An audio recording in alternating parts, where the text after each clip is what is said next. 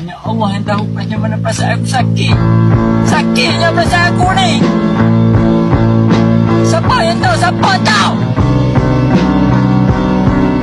Aku mahu dengan kau. Siapa yang buat aku ni? Aku mahu.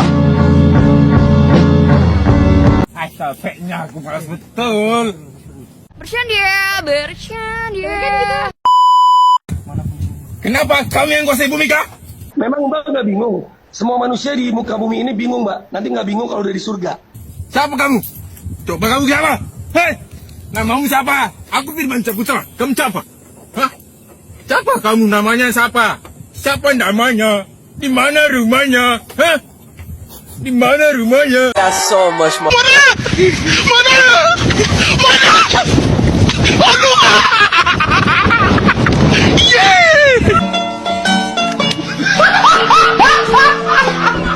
Are you ready, kids? Aye, Captain! I can't hear you. Aye, Captain! Oh! Assalamualaikum warahmatullahi wabarakatuh. Halo Sobat Prima, perkenalkan nama saya Sagita Putriani, NIM 220210, kelas RA1 Manajemen semester 3. Sebelumnya, marilah kita panjatkan puji syukur kepada Allah Subhanahu wa Ta'ala yang telah memberikan nikmat sehatnya kepada kita.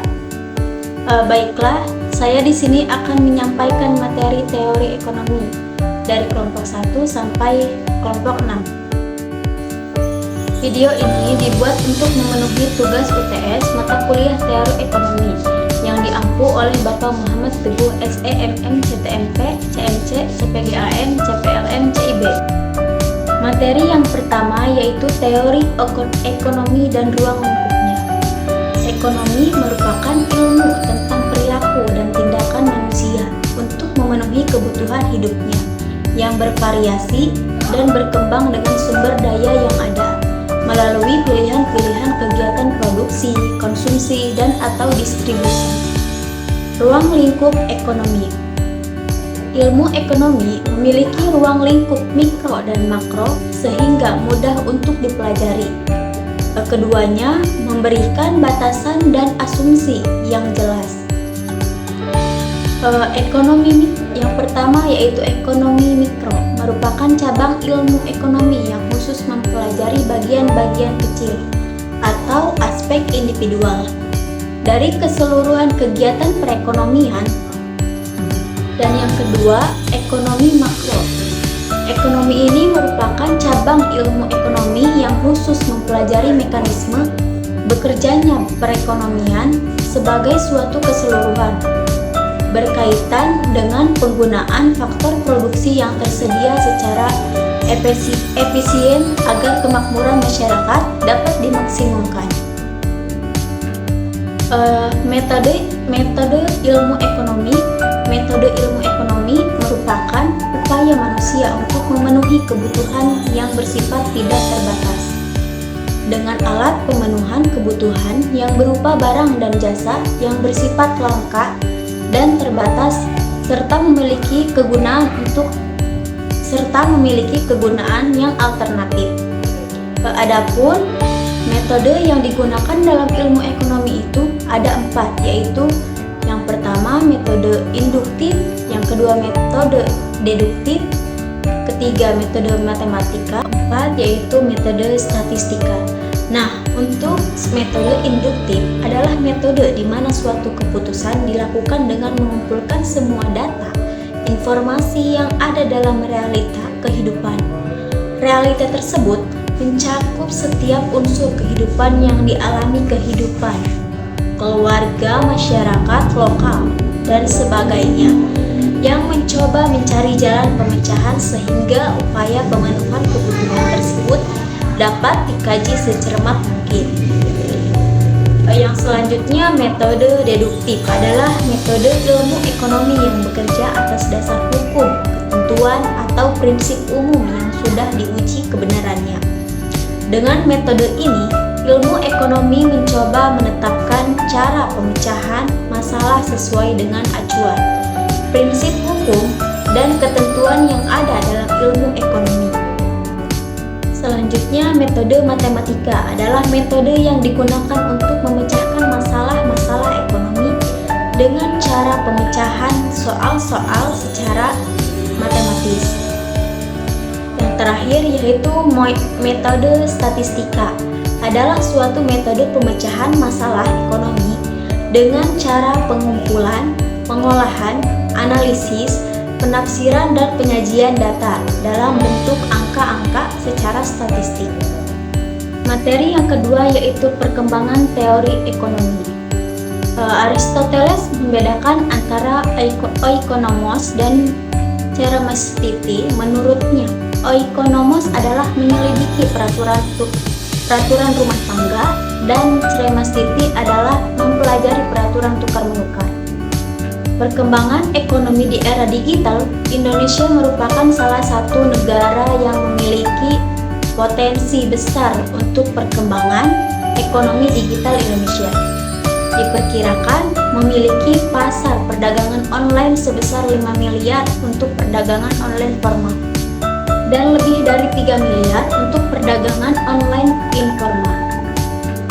Manfaat teori ekonomi: yang pertama, memahami prinsip-prinsip dasar. Yang kedua, memprediksi dan menjelaskan perilaku ekonomi. Yang ketiga, pengambilan keputusan yang efisien. Materi yang ketiga yaitu elastisitas permintaan dan penawaran. Elastisitas permintaan adalah suatu alat atau konsep yang digunakan untuk mengukur derajat kepekaan atau respon perubahan jumlah atau kualitas barang yang dibeli sebagai akibat perubahan faktor yang mempengaruhi.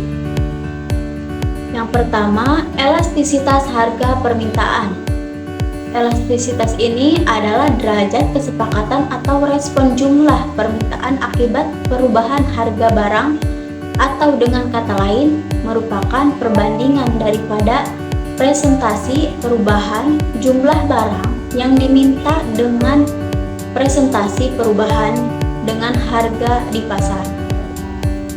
Yang kedua, elastisitas silang, koefisien yang menunjukkan sampai di mana besarnya perubahan permintaan terhadap suatu barang. Apabila terjadi perubahan terhadap harga barang lain dinamika, elastisitas permintaan silang atau dengan ringkas, elastisitas silang. Yang ketiga, elastisitas pendapatan, koefisien yang menunjukkan sampai di mana besarnya perubahan permintaan terhadap sesuatu barang sebagai akibat daripada perubahan pendapat pembelian dinamakan elastisitas penerimaan pendapat atau secara singkat elastisitas pendapatan. Elastisitas penawaran. Elastisitas penawaran ialah perbandingan antara seberapa besar perubahan jumlah barang yang ditawarkan sebagai akibat dari perubahan harga. Materi yang keempat yaitu teori perilaku konsumen. Menurut James F. Angel, perilaku konsumen didefinisikan tindak-tindakan individu secara langsung terlibat dalam usaha memperoleh dan menggunakan barang-barang jasa ekonomi, termasuk proses pengambilan keputusan yang mendahului dan menentukan tindakan-tindakan tersebut. Macam-macam teori perilaku konsumen. Yang pertama, teori ekonomi makro. Teori ini beranggapan bahwa setiap konsumen akan berusaha memperoleh kepuasan maksimal. Kedua, psikologis teori. Teori ini mendasarkan diri pada faktor-faktor psikologis individu yang dipengaruhi oleh kekuatan-kekuatan lingkungan. Yang ketiga, teori antropologis. Teori ini juga menekankan perilaku pembelian dari suatu kelompok masyarakat yang ruang lingkupnya sangat luas, seperti kebudayaan, kelas-kelas sosial, dan sebagainya. Ada dua macam pendekatan. Yang pertama, pendekatan marginal, didasarkan pada asumsi bahwa tingkat kepuasan yang diperoleh konsumen dari mengonsumsi barang dapat diukur dengan satuan tertentu, seperti rupiah, jumlah, unit, atau buah, dan lain-lain. Dua, pendekatan ordinal. Pendekatan ordinal ini menyatakan bahwa utilitas tidak dapat dihitung, melainkan hanya dapat dibandingkan. Materi yang kelima yaitu teori biaya dan penerimaan. Teori biaya dan penerimaan adalah konsep-konsep dasar dalam ekonomi yang digunakan untuk memahami bagaimana perusahaan membuat keputusan produksi dan menentukan tingkat output yang optimal. Macam-macam biaya produksi. Yang pertama yaitu biaya tetap, merupakan biaya yang dalam kurun waktu tertentu jumlahnya tetap dan tidak berubah. Yang kedua, biaya variabel. Biaya variabel ini merupakan pengeluaran yang jumlahnya tidak tetap atau berubah-ubah sesuai dengan jumlah output yang dihasilkan. Yang ketiga, biaya total merupakan jumlah seluruh biaya yang dikeluarkan untuk memproduksi semua output baik barang maupun jasa. Yang keempat, biaya rata-rata merupakan biaya total yang dikeluarkan untuk setiap unit output. Dan yang kelima, biaya marginal merupakan kenaikan dari biaya total yang diakibatkan oleh diproduksinya tambahan satu unit output. Teori penerimaan dan pendapatan adalah total penerimaan yang diperoleh pada periode tertentu.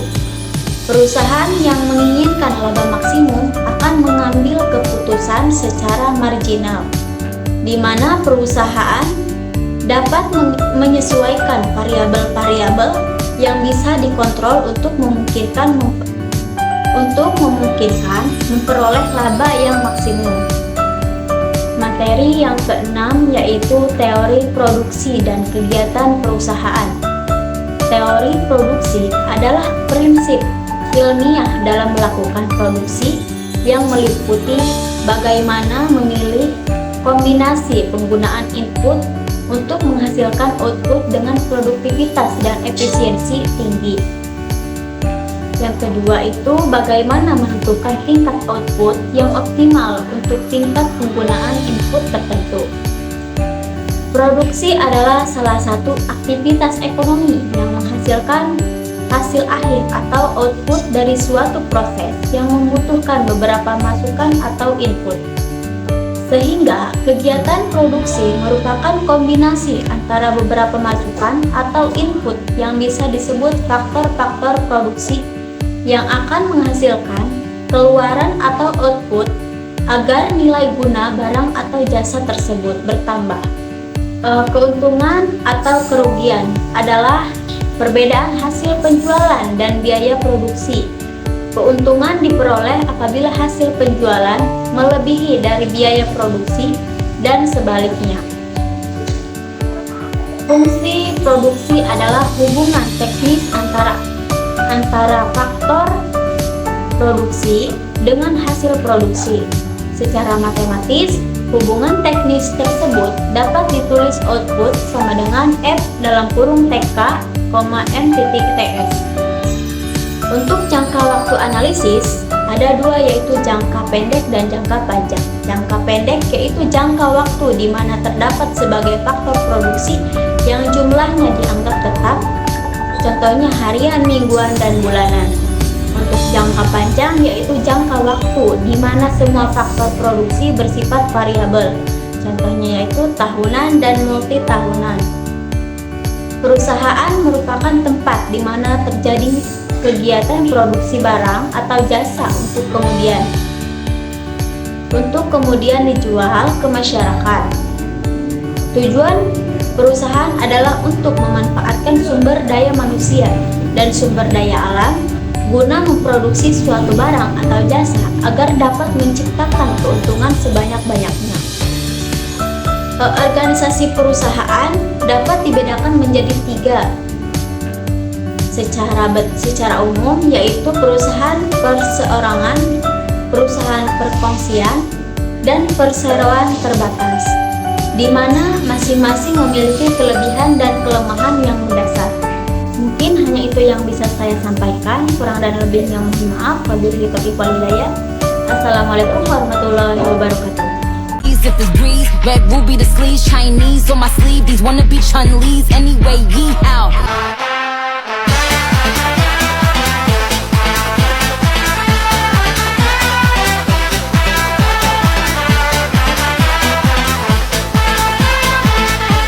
nasi dibakar, bakar nasi dibakar, campur sate, tusuk sate.